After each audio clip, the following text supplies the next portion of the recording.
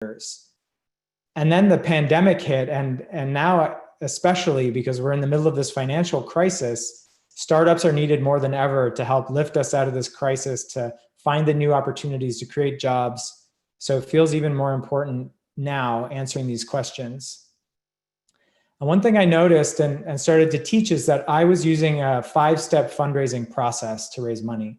And here's a screenshot of the process. We use an agricultural metaphor at GetFunded. And so it goes from tilling to planting to watering to harvesting and then to closing. I don't have time to go through this whole process right now, but what I found is that separating it into these 5 steps and leading founders through this proven process was how I raised money and how I was successful. And we've now proven that others can be successful also using the same process. So that was the genesis of the Fundraising Mastery Accelerator program that we're currently running. And our mission at GetFunded is to help human potential flourish through the medium of entrepreneurship.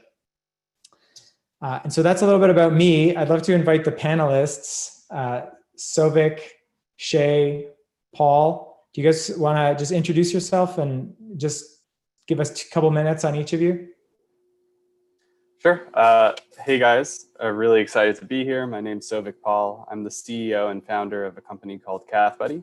Our goal at CathBuddy is to make urinary catheterization safer, healthier, and more sustainable for people who use urinary catheters to urinate. And I started the company after a good friend of mine sustained a spinal cord injury in a car accident and was also in the previous cohort of GetFunded. Great, thanks, Sovik. Paul, want to go next? Yeah, hi, my name is Paul Gamble. I am the CEO and co-founder at Nori, and we are a marketplace for removing carbon dioxide from the atmosphere. We've been around for about 3 years, and we are closing a seed round right now.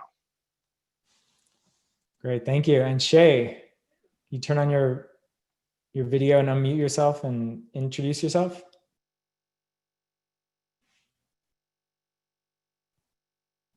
We might have lost Shay. Shay, we'll come back to you after I'm going to present a little bit of info, and then we'll give you an opportunity to introduce yourself.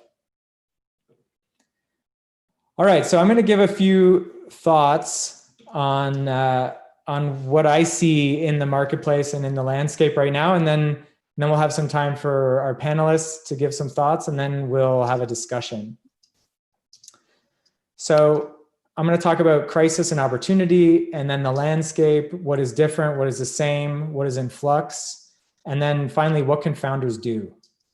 So, you know, we've all heard crisis and opportunity are similar concepts. I looked up one definition. A crisis is a danger at a point of juncture. And Winston Churchill's quote, "Never let a good crisis go to waste." And so we're actually in the middle of 3 crises in one: a health crisis, a financial crisis, a mental health crisis. It's an unprecedented time, and we don't know what's going to happen. But what we do know is that there's a new landscape now, and it's a landscape of uncertain duration. And so this means that previously good ideas and investments might now be bad, and previously bad investments and ideas might now be good, or anything else. So it's really changing things from the landscape perspective.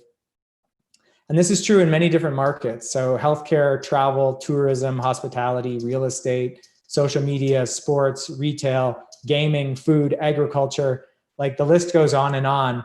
Each of these industries has got a new future, different from 6 months ago. And so for this reason, we've got a new future for our culture, at least for the next couple of years and maybe longer. And when I think about it, it seems like the future is going to be more sustainable. It's going to be slower. It's going to be more socially distanced. It's going to be focused more on essential products and services. It's going to be more of a work from home culture. And so all these big themes have created this new future. And I think for founders, the one question to be able to answer right now is, how does your startup fit into the post-COVID world? Like, what is the interface between what you're doing and this new reality? And I'm finding that to be the central question. Of course, the last time this happened, we had the financial crisis in 2008. We also saw a number of startups that are brand names: WhatsApp, Instagram, Uber, Venmo, Groupon, Slack, Square, Pinterest, and Airbnb, all founded around that time.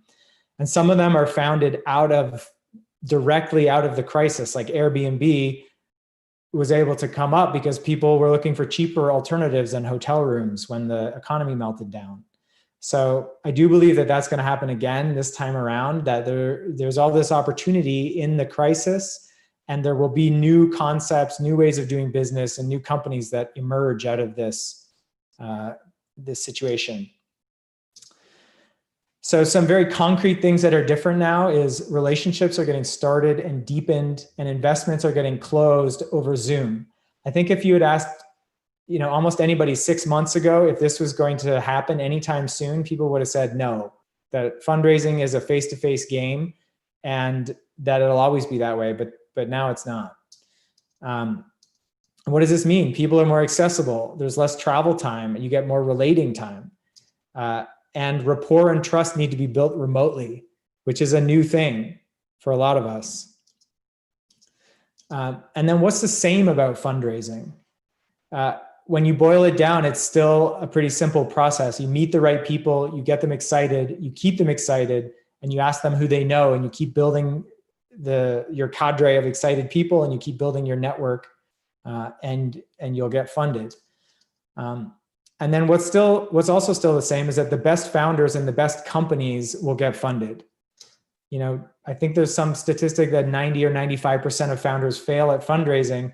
And so it's the top companies that get funded. And what I've discovered at the seed stage is that the best companies doesn't necessarily mean the ones with the most revenue or the ones with the most charismatic founders. It's a combination of factors.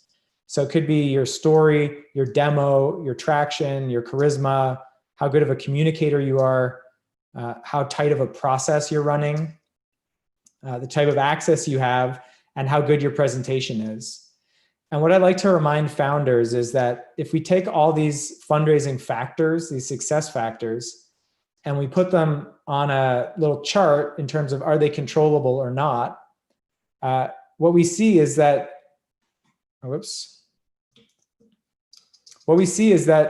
your story is fully under your control as a founder. Your demo is fully under your control. Your traction at this particular moment in time, not so much. Your charisma or excitement is under your control. Your communication skills are under your control. Your process, whether you're running a tight fundraising process or you really have a process dialed, or whether you're doing it kind of willy-nilly, is under your control. Your access to investors, not so much. And then your presentation is under your control. So out of the 8 factors that determine the best companies at the seed stage, 6 of them are under the control of the founder. So I think that's important. Now I'm going to go over some data that I've been able to collect from angel investors and from founders. So the Seed Angel Forum was generous enough to share this data with me. They did a survey with between 50 and 100 angel investors, and they asked, how has COVID-19 affected your appetite for angel investing? 63% said it hadn't changed, 16% said it increased, and 14% said it decreased, and 7 other. So not a huge change. And for this, what this tells me is that investors are looking for opportunities. They're just maybe looking for the different opportunities. How has COVID-19 affected your ability to make angel investments? 18% said it decreased, 4 increased, and 78% hasn't changed. So it's down a bit, but not dramatically, I would say. And then lastly, has COVID-19 prompted you to change your investment thesis or focus area? This one is where we see the biggest amount of change. 24% said yes, 46% said no, 20% I don't know, and 10% other. So it just goes to show that people still have an appetite to invest, but there's a shifting landscape, and they're looking to try to understand how they fit into that landscape. And then we did a founder survey over the past few days. We surveyed 50 founders in our community, and we asked them, What have you learned about fundraising during the pandemic that would be useful for other founders to know? And here's some of the things that we got back. Founders need to get creative and look for new ways of meeting investors or running their raise or telling their story. There's more interest now in underrepresented founders.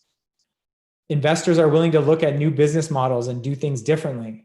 So that's a really interesting one, that there's new opportunities and new, maybe more plasticity in how people are looking at the world right now. Meeting remotely and establishing rapport is hard. We heard that a number of times. Founders need to up their game. Investors seem hesitant, looking for more traction and more risk averse. And like 4 months ago, this was extreme. And it seems to me to be lessening, but definitely it seems like people have retracted a little bit and they're hesitant. Even if they're presented with the best opportunity, there might be that hesitancy just in general in the field. There are lots of new opportunities being created. Founders are seeing that. And then fundraising is harder. It takes longer. It's hard to build relationships. Don't do it, some people said. And other people said fundraising is easier. You have more access. There's less travel. It's more efficient than ever. Go for it. And then if we look at these on a little frequency graph, need to be creative, more interest in underrepresented founders, people willing to do things differently. Meeting remotely is hard. Founders need to be better at it. Investors are hesitant. And then the most oft mentioned was there's new opportunities. It's harder. It takes longer. Don't do it. But actually, it's easier and there's less travel. And so go for it. We're the two top in our survey. So from this, I get some general themes, but definitely the ability to meet an investor from New York and LA and Chicago all in the same day is a new landscape that's never been available before. And then another founder said another level of resilience and fearlessness is required by founders to keep the dream alive, which I liked a lot. So my kind of 3 bullet points on what founders can do, and then we'll get into some discussion with the panelists. Number 1 is adapt to the new board game, the new game board. How are you going to play the game, and how does your startup fit into this new future that's being created? How can what you're doing be part of the solution to the new future that we need to create for humanity to be more sustainable, to live in a regenerative way on the earth? Number 2, nail the basics. Like, you can't control the pandemic, but you can control your startup success factors or your fundraising success factors. And then the basics are meet people, get them excited, ask for referrals, like get really good at the basics and everything that's under your control. And then lastly, give yourself every advantage to stand out and succeed. So really focus on being excellent at the fundamentals and at fundraising. And this could be getting a coach, working with mentors, getting support, joining an accelerator or online program or group, building your network, making a group of CEOs that are all fundraising, like whatever you can do to really perfect your craft at fundraising is going to serve you well in this period when everyone is experiencing a little bit of a pullback. So to that end, we've got some free resources for everybody. We have some free email templates that help to teach you how to raise over email and get meetings and close money over email. We have an ebook that I wrote on how to meet angel investors, and a free pitch evaluation for anybody from Denver Startup Week. So all that is available at foundersgetfunded.com/DSW. So that's our attempt to help get the right information out there to the right people. And then my email is will@foundersgetfunded.com. So if anybody has any questions or you want to reach out, please just email me and I'll get back to you as soon as I can. So with that, I would love to invite our panelists to share their stories a little bit. Shay, are you there? I see you're muted. Hi. Hey, Shay, welcome. Sorry, I couldn't get in. Great to see you. Yeah, you too. So a little bit about us. We started an earbud company. If I froze, let me know. We started an earbud company about 4 years ago out to solve the top complaint in the industry, which is fit. They either hurt after a while wearing them, they fall out, or they don't fit at all. And we've had some incredible traction, including closing our round on April 15th in the middle of COVID. I think it's mostly because everyone realized that earbuds are a huge part of today's lifestyle, and wearing them all day is a game changer, right? So that's where we are. Great. So you guys closed April 15th, and then Sovik. Well, Sovik, do you want to tell your story of fundraising during a pandemic? Sure. So we had actually finished an accelerator in the fall/winter of last year, and basically had refined our pitch to a place where we were getting a lot of good feedback from investors, but we didn't really have a lot of structure around the fundraising process. So it kind of lasted for way more months than you're typically supposed to keep around open for. And so from January to March or April, we were actively fundraising. And it was really noticeable the extent to which investor interest in continuing conversations, even ones that were really positive going into COVID, it just kind of evaporated. And so, we ended up trying to pull every trick out of the bag. Our focus tends to be on chronic conditions like spinal cord injury. So started to, comb for emails for people who led foundations, physicians, really just trying to get in touch with anyone who could write us a check, which ended up actually getting me a very random phone call with Scottie Pippen at one point. But eventually what ended up happening was we were able to identify a lead investor that we started talking to a year ago. But we just kept him up to date with our progress in terms of getting patents, getting non-dilutive funding, that sort of thing. And once we got him as a lead, we were able to convince a few other investors who were kind of on the periphery to join the round or to express interest. So I think that signal of one, being able to show the lead investor that we weren't going anywhere, even though COVID was happening. And then two, that we found a lead investor to other people who were potentially interested in investing was really important for us. So we actually had our first close for our seed round last week. Which Congratulations. Thank you. Super awesome. So we have a question. We have a question here. Can you please share the Scottie Pippen story? So we were, so I was watching The Last Dance with my girlfriend, and, they do an episode, well, it's mostly about Michael Jordan, but they do an episode about Scottie Pippen and about Dennis Rodman. And this is basically how invested I was in the search for investors, that they had mentioned really casually that Scottie Pippen's brother has a spinal cord injury. And so I was just basically sitting there being well, I have to figure out a way to get in touch with him, and ended up using a combination of Rocket Reach and SalesQL to eventually find his email address. Shot him an email just being there's no way, this is probably going to bounce back. It's not going to reach him at all. But eventually I just forgot about it. And then I have email tracking enabled using HubSpot. And so on a Saturday morning, I got a notification that Scottie Pippen opened my email. And then I got a call from Chicago. And I was just there's no way that this is Scottie Pippen. So I let it go to voicemail.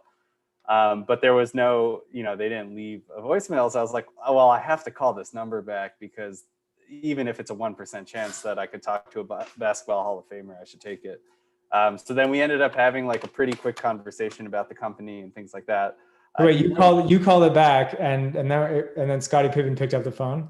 Yeah, exactly. It was just I had recognized his voice from the documentary. It was just frantically motioning at my girlfriend that I was talking on the phone with Scottie Pippen.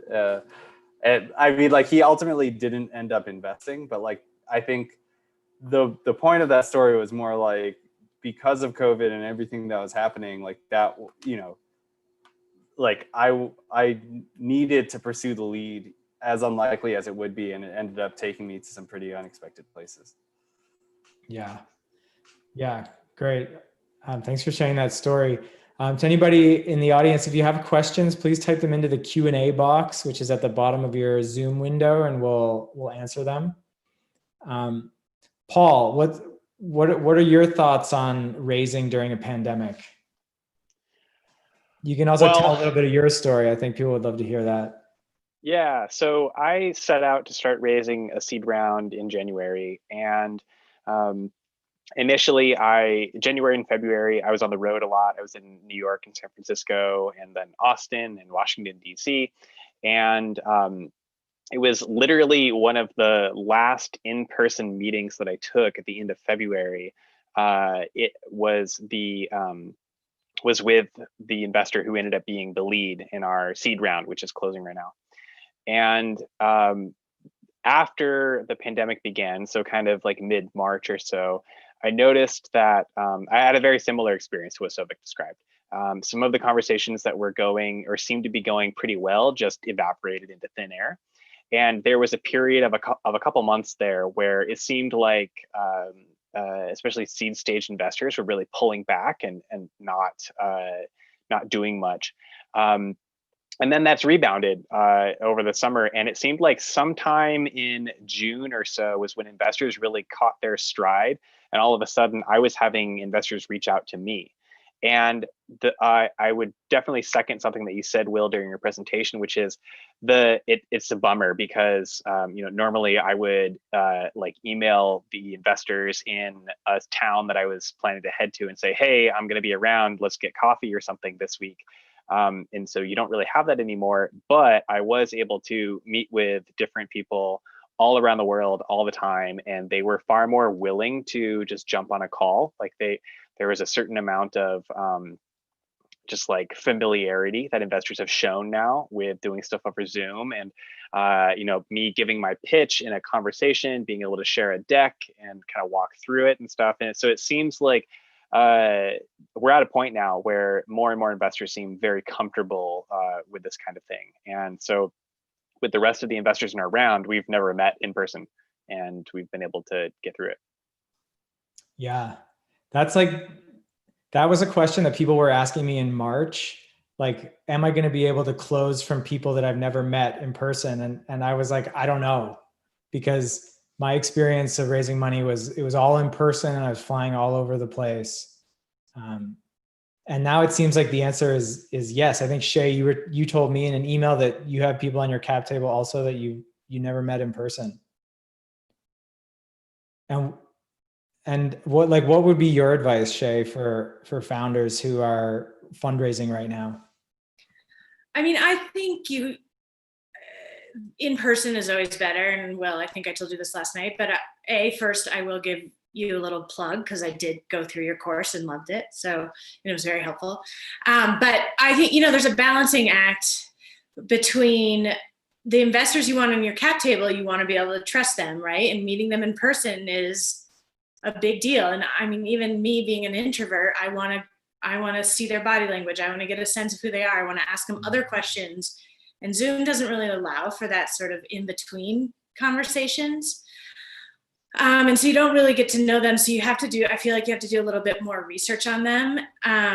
But like, even with these two funds that came in during COVID, who I'd never met in person, I hadn't even done a Zoom call. I'd just done phone calls with them.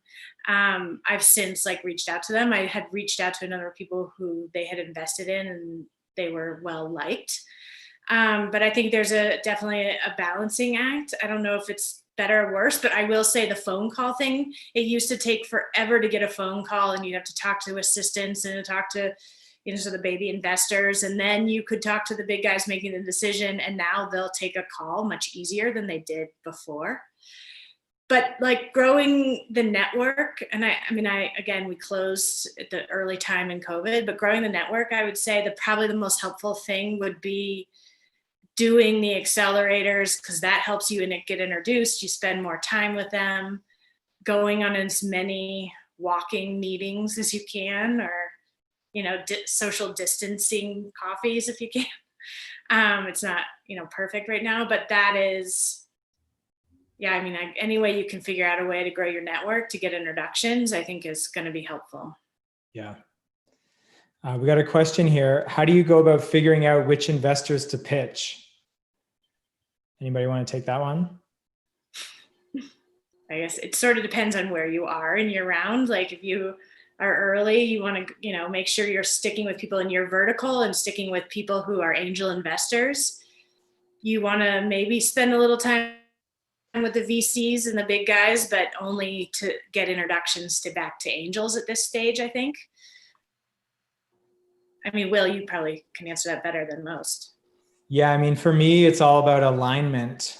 That for any investor, there's a reason that they like it, there needs to be a reason why they like your company. It could be that they like you. It could be that they like your space. It could be that they have a friend who's invested. So I always look for where's the alignment? And if I can't find any element of alignment, then it's probably not a match. That's kind of my answer to that one. Paul, Sovic, do you guys have cut on that? Yeah, so our lead investor was someone that I actually cold emailed like a year ago. And that's how we ended up getting to know each other. And the way that I had decided to take a chance on emailing him was he was speaking at an event in New York City that was hosted by the Entrepreneurs Roundtable Accelerator. And so I knew that I would have an opportunity to see him in person, looked at the website, really founder-oriented, early-stage VC, and mostly focused on consumer, which is atypical for a company like mine, where we're technically a medical device company. And so usually that indicates that you want to go after a completely different set of investors who are comfortable with the regulatory risks of bringing a new device to market.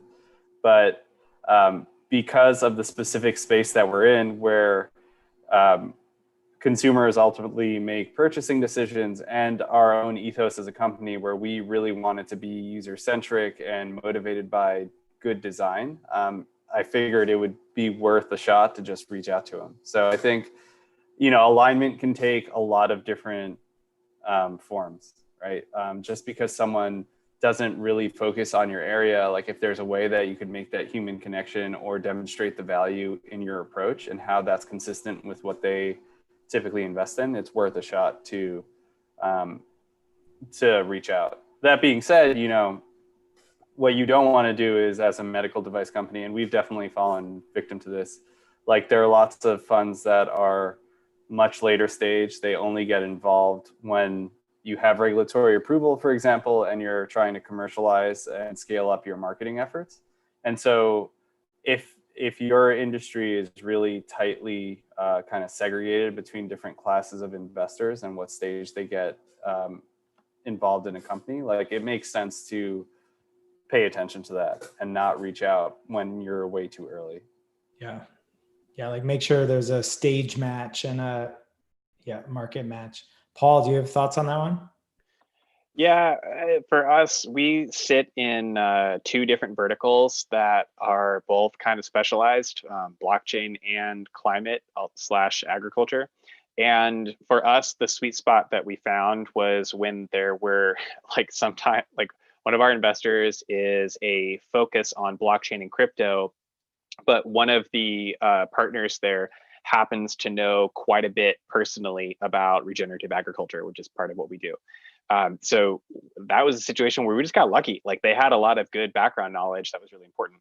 So I was kind of going back and forth and trying different strategies during the raise to meet with investors who were on either one vertical or the other, and I basically kind of had to get kind of one at a time coming in, so that once there were a few crypto blockchain investors involved, then some of the agriculture investors could feel more confident that we had good support coming from that other vertical that they didn't know. And it was kind of going step ladder approach. So it really just depends on what your specific industry is. But there are all sorts of good lists out there on whether it's AngelList or Signal, wherever, to try to learn more about the investors who are in your space. And a really quick hack way to do that is go look on Crunchbase or PitchBook for companies that are similar to you or competitors, and see who invested in them. and then go look at those investors and their portfolios and so on. Yeah, great. Another question from Elaine. How much traction did you have to show relative to your revenue models / user base for each of your specific businesses? Shay, you want to take that one first? Ask the question again. How much traction? Yeah, What? How much traction did you have to show relative to your revenue model or user base?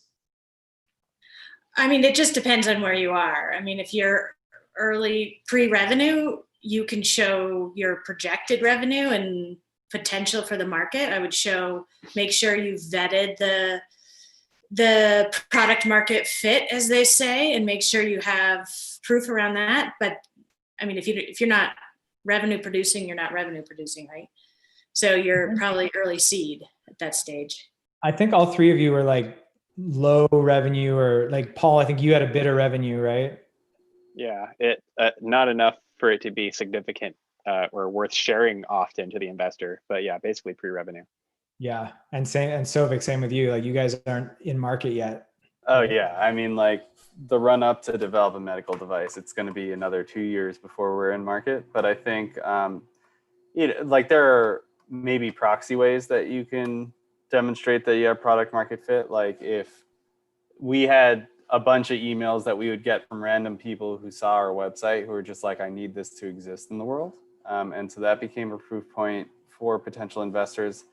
But I also think like there's a lot that you could do as a founder to demonstrate that you really know the market. Just kind of having like an obsessive quality to what you're starting a business in. Like I didn't know very much about catheters 6 years ago, but now I could talk about catheters for like 12 hours without stopping, right? And I think that for most of the investors that I talk to, like, as you know, I obviously try not to like beat them over the head with it, because like who likes to talk about catheters other than me, I guess. But like if they're asking questions, then I'll try to like consciously work in examples of like how well I know the market and what my experiences have been, because that in and of itself is a proof point, I think. Yeah, that's a great point. Like I would always, whenever I would get a question from an investor that I didn't know the answer to, I'd make sure that next time I had a really good answer. Like I would Google, like go home late at night and Google and learn. And so that because really when I didn't have an answer, it was like they're showing me like a hole in my plan potentially. And I would want to fill it and understand whether they were pointing at something that I needed to adjust to or just research or what. So I like that point. I will say that's one of the hardest parts for not being in person is you don't get to read the room. Like when you answer a question one way, or you don't have you answer it one way, but they meant it another way.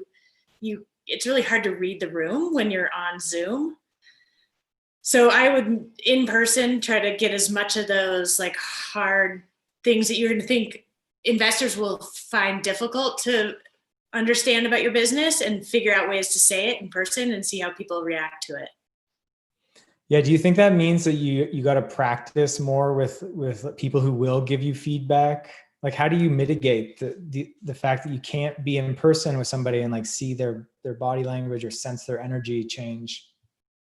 I mean, I think one way the cool thing about Colorado's ecosystem, and we have raised outside of Colorado too, but I would say that if you're in Colorado, Colorado's entrepreneurial ecosystem has this give back mentality. And so I would find other founders. I mean, we're all super busy and it's really hard to do it, but if you can, like, give them your pitch, like tell them no holds barred, like come after me, tell me where I'm wrong, tell me how you think investors are going to react to this, and like, I just had someone who I spent like 40 minutes with who has a two-sided marketplace. And so I went through because I've been on the pitch circuit so the investor circuit, and I know how investors react to two-sided marketplaces. So I could give her that feedback. It's not perfect, because I'm not an investor in that regard, but I think at least find other entrepreneurs in Colorado who will help you through that process and help you navigate the questions based on what they've heard.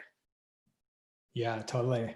And entrepreneurs are pretty accessible. It's like pretty easy to find the CEO's phone number at any company. It's usually their first name and then the company. So I think that's how I found you. I stopped it. Right. And like, it's very simple.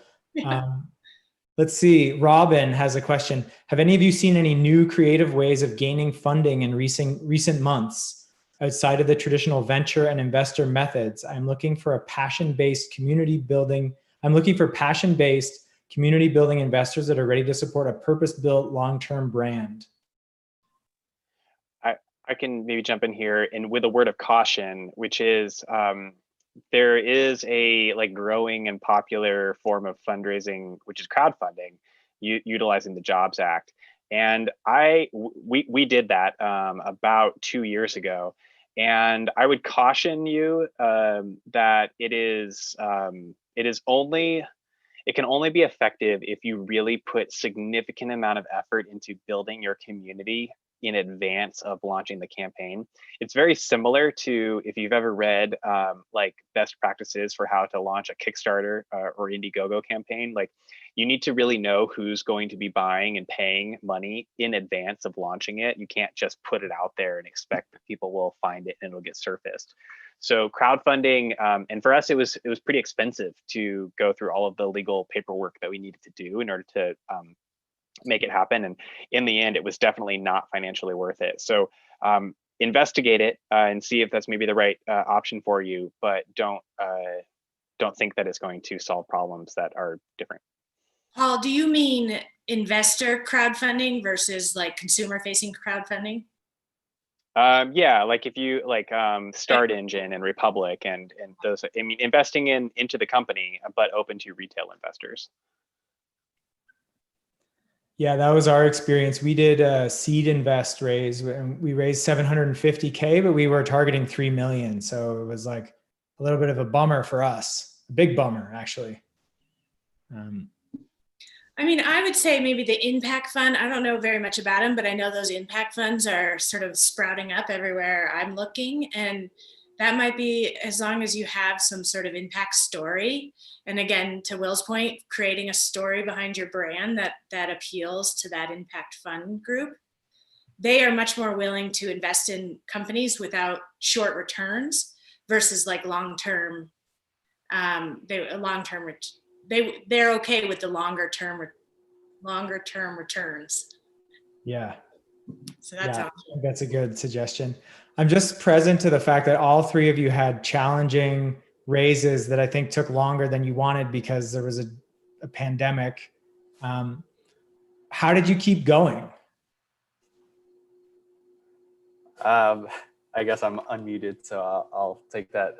It was really tough. I mean, there were definitely a ton of times where I just kind of wanted to quit.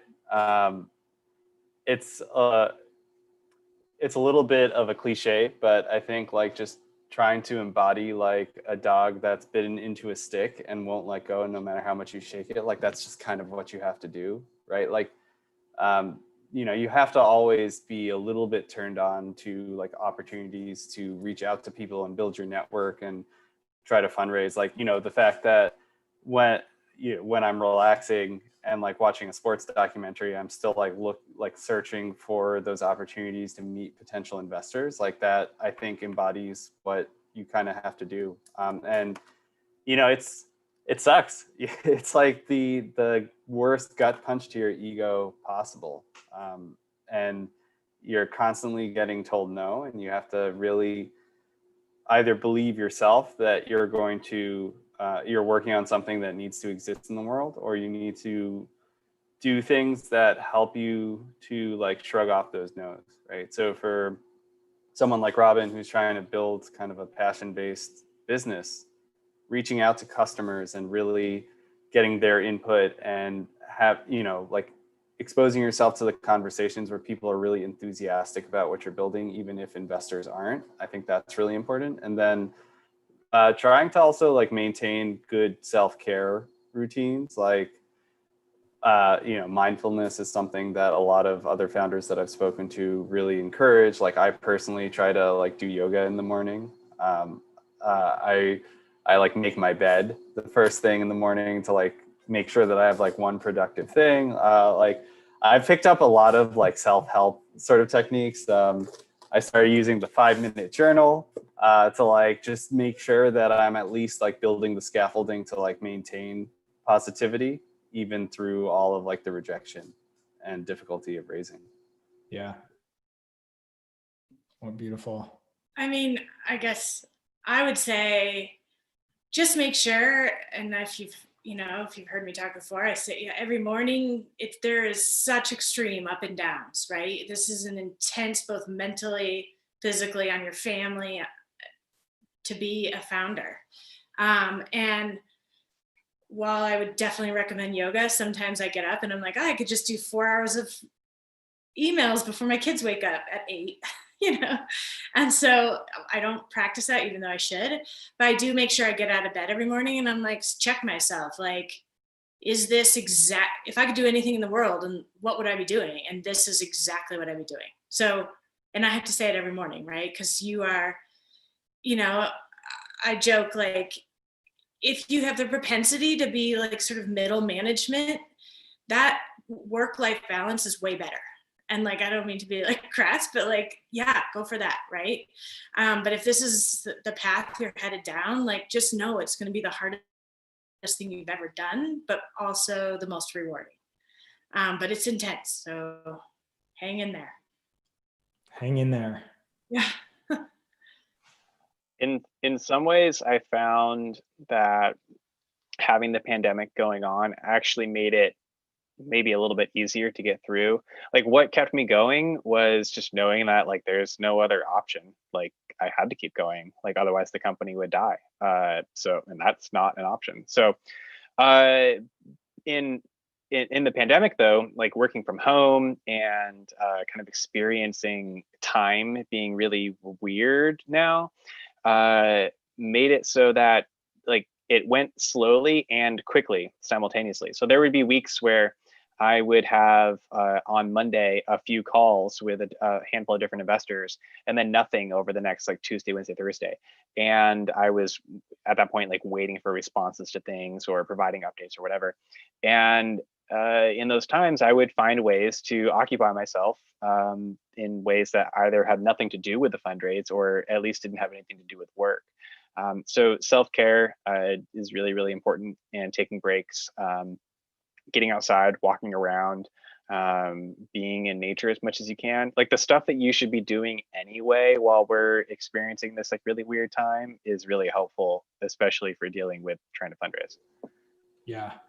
And I think just to jump in, like the fact that you're trying to start a business also gives you a lot of like flexibility. I think there's like that temptation of like working from 8 a.m. to 12 p.m. or 12 a.m. and like rinsing and repeating and just like really grinding a lot, but like that's not sustainable in the long term. And it's also like, there are going to be moments where you're basically banging your head against your desk. Like for me, I don't like Monday mornings. Like, I love like what I'm doing. I love the company that I'm trying to build, but I just hate Monday mornings. So it finally got to a point where I was just like, one of the benefits of like starting my own business is that I could afford to take Monday morning off, go on a long bike ride, kind of think about what I want to get done for the week, and then work from like noon to 10 at night and like make up the time.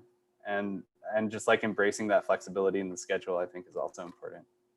Yeah. Yeah, great. Another question from Elaine. What is the best way to meet other founders to share pains, gains, learnings, give and get support? I'm just getting started on the journey. Would love to be around other entrepreneurs. I mean, I would say join an accelerator is a great one. What do you guys think? That's what I was going to say. Yeah, likewise. Yeah, we did at Kindara, we did Accelerator and Founder Institute. And then I know, Paul, you did Techstars. And what I liked about it was, so there were 10 companies in our cohort, and during Techstars, they had us get started with a CEO forum, and we still maintain that. So every 2 weeks, it's been a year now since our program, and every 2 weeks, we still meet with all 10 of our CEOs and talk about like just what we have going on, what we need help with, asking for general advice. Sometimes it's just venting, but it's a really supportive group, and I'm grateful for it. Yeah. I would say the same thing. I did Telluride Ventures and RBC, and it's where I met most of the investors and people I know, even like the referrals from those two. And GAN, I guess GAN is awesome too. Yeah, and I think the shared experience of going through an accelerator really like makes people more open than they would be otherwise, because it's like, you know, a pressure cooker for relationship building, both like with the folks who are running the accelerator, but especially amongst like the different founders who are doing it together. And so you can have like really super candid conversations that way, much quicker than if you were to kind of like try to organically build relationships with entrepreneurs. But at the same time, you know, I think a lot of entrepreneurs are in a position where they're happy to give advice and talk. It's just like a challenge of maintaining the constancy in that relationship so that it, you know, you get to a point where people are willing to be like mutually vulnerable with you. And so an accelerator is a really good way of doing that. Yeah, everyone's in it together.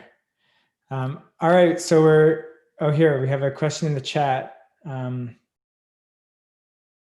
Sovik, tell us more about catheters, lol, JK. How have the pitch decks changed, virtual versus in person? We just have a few minutes, but this is a great question. How has your pitch changed, if at all, now that we're doing Zoom? I had two different versions of my deck, and I had an email version that I would only ever really send over email, and I would almost never like walk through it.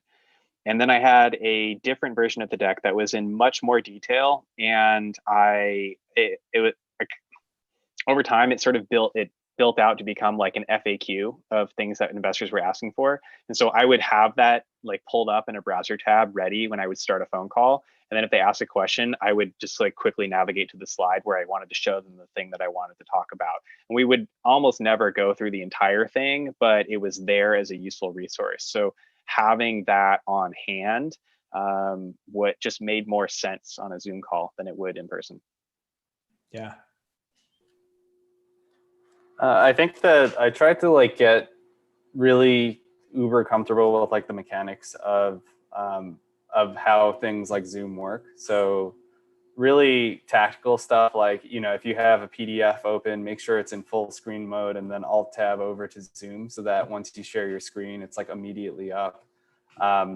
Just because like, you know, we've all been in Zoom meetings where sometimes it'll take the person like 5 minutes to like make sure that their mic's working and make sure that the slides are sharing and stuff like that. I've also been in pitches where like the person started presenting and got like 4 slides in before someone said that they weren't sharing their screen. And so I think just like getting used to the format and just optimizing for that. And just like, you know, when you start your pitch, just really quickly ask like, can everyone see my screen? And just make sure that that's not, you know, happening to you.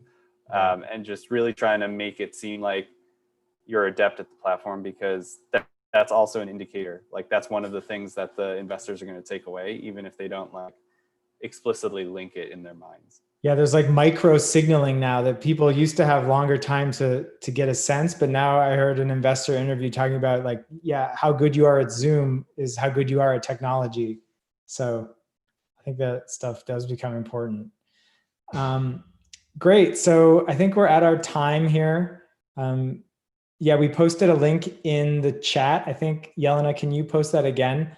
Just a plug for GetFunded. We are enrolling our next cohort of Fundraising Mastery, our 3-month program. So if anybody's listening and is interested in that, you can check out that link on our site, foundersgetfunded.com. And also freebies are at foundersgetfunded.com/DSW. So thank you, Sovik and Paul and Shay, for generously donating your time and sharing your stories. It's much appreciated. And I'll pass it back to Adina. Thanks, Will. And yes, I do want to say thank you to Paul and Sovik and Shay as well. You know, I'm assuming raising money, even in the best of circumstances, is difficult. So thanks for providing your stories and some inspiration to the folks on this session. So with that, Thank you again for joining us. Thank you again to Zestful for being our founder track sponsor. And we hope to see you out there for Denver Startup Week. Enjoy the rest of the week. Take care, everybody.